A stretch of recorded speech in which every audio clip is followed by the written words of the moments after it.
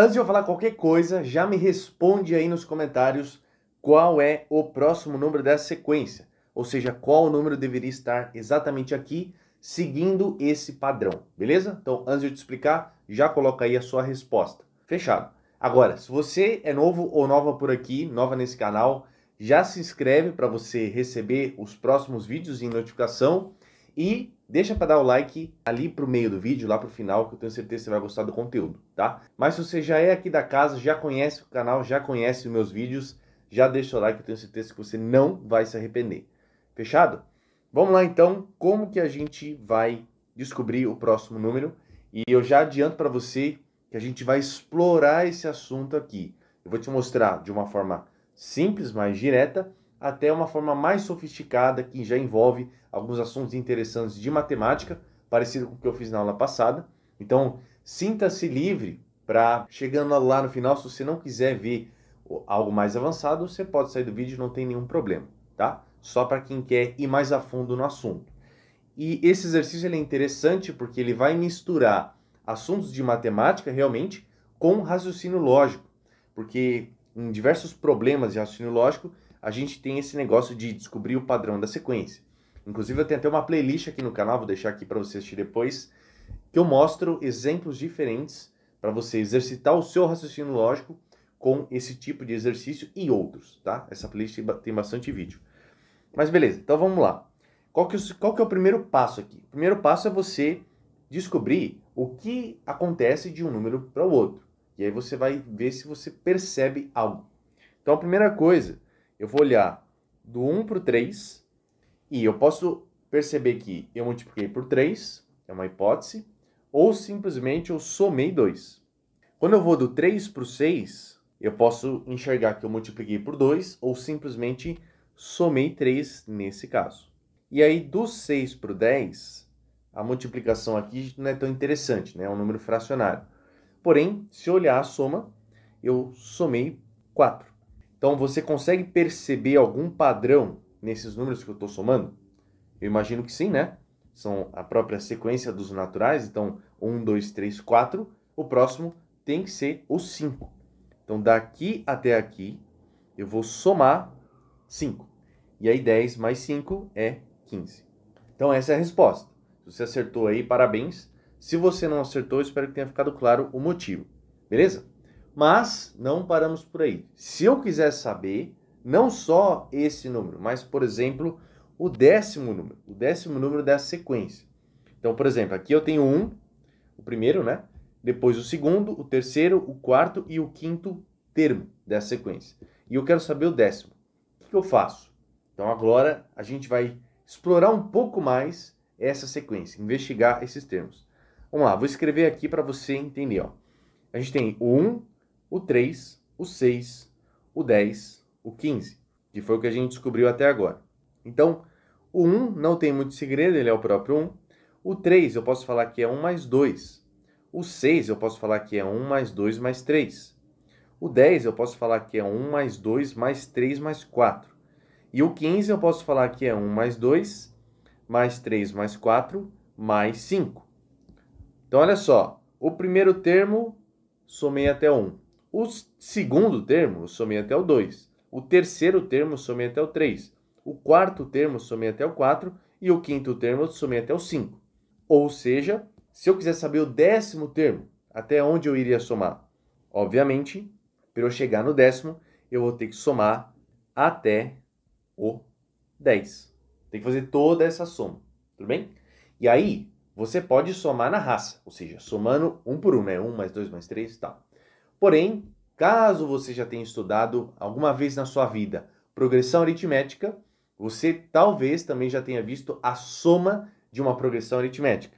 Isso aqui é uma progressão aritmética, e eu não vou entrar exatamente em detalhe o que é uma progressão aritmética, não é o objetivo da aula, porém, supondo que você já tenha visto, a gente pode somar isso aqui de um jeito bem mais rápido, que é, você vai pegar o primeiro termo com o último, ou seja, o 10 mais 1, eu vou multiplicar pela quantidade de termos, que são 10, e eu pego metade desse resultado, tudo bem? Então vamos lá, isso aqui vai ser 11 vezes 10 dividido por 2, e aí 11 vezes 5.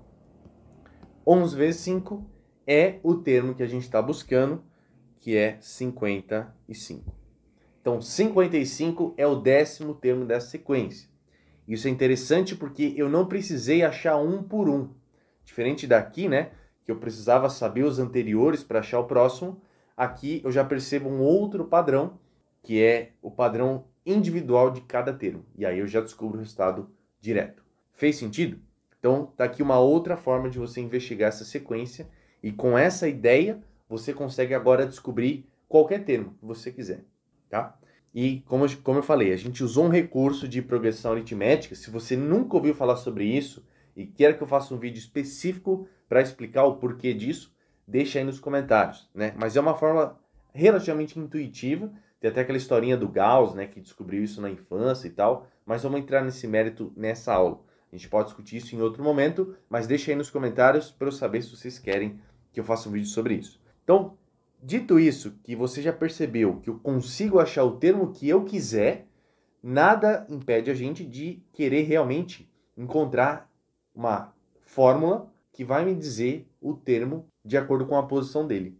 Então, se eu quiser saber agora qual é o meu enésimo termo, que eu vou chamar de AN, então, se o meu termo está na posição N, eu vou ter que somar do 1 até o N. E isso, claro, para essa sequência em específica, tá? Só toma cuidado com isso. Eu estou trabalhando com essa sequência a aula toda. Beleza. E aí, como eu já falei para você, a gente pode usar a fórmula da soma de PA para descobrir essa expressão. Então, como é que eu somo? Eu pego o primeiro com o último, no caso, N mais 1. Vou multiplicar pela quantidade de termos, que são N, e aí eu pego metade disso. Então, eu tenho aqui essa fórmula que vai me dizer exatamente qualquer termo que eu quiser para aquela sequência. Então, por exemplo, qual que seria o terceiro termo? Só colocando como exemplo aqui, que a gente já sabe quem é o terceiro termo, mas vamos fingir que você não sabe. Então, no lugar do N, você vai substituir por 3. Então, vai ficar 3 mais 1 vezes 3 dividido por 2. Então, isso aqui é 4 vezes 3 dividido por 2. 12 sobre 2 é 6. E 6 é exatamente o terceiro termo da sequência. Então, essa expressão, ela diz pra gente qualquer termo em qualquer posição. Por isso que é útil, tá bom? Maravilha. Agora, vamos só explorar um pouquinho mais. E a partir de agora já vou um pouquinho mais a fundo nesse assunto de progressão aritmética. Caso você queira ver, já tenha estudado esse tema, vale a pena você acompanhar. Então, vamos lá. A gente viu que daqui para cá eu somei 2, daqui para cá eu somei 3, daqui para cá eu somei 4, daqui para cá eu somei 5. Isso que vocês estão vendo aqui é o que a gente chama de progressão aritmética, tá? Que agora você pode considerar que é uma progressão aritmética de primeira ordem. Quando você estuda a progressão aritmética, aquilo que realmente todo mundo estuda ali, o básico, são as progressões de primeira ordem. Só que, quando eu olho aqui para cima, eu vejo que a diferença de cada termo é uma progressão aritmética de primeira ordem. Então, a gente chama essa sequência aqui de cima de uma progressão aritmética de segunda ordem. Porque justamente a diferença entre os termos é uma progressão aritmética de primeira ordem. Então, é como se você fosse descendo os níveis. E aí, obviamente, por ser uma progressão de primeira ordem aqui, quando você faz a diferença de um para o outro, ela é constante, que é o que a gente chama de razão, né? Então, de um termo para outro, numa progressão aritmética, a gente vai ter exatamente a razão dessa progressão.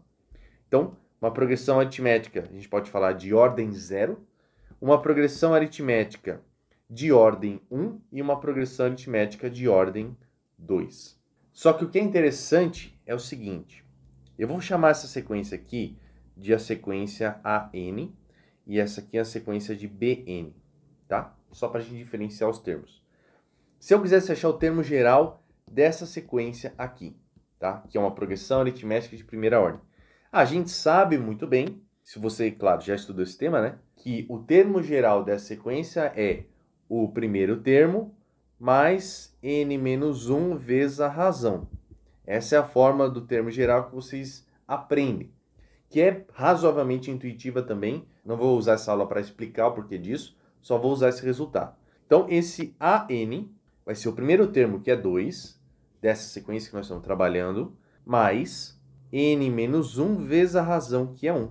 Ou seja, isso aqui é AN, que é 2 mais n menos 1, ou simplesmente AN, que é igual a n mais 1. O que eu quero que você veja aqui é que essa expressão é um polinômio do primeiro grau. Polinômio do primeiro grau. Você deve lembrar disso quando a gente trabalhava com x, né? Então você tinha lá x mais 3, é um polinômio do primeiro grau, ou 2x mais 3.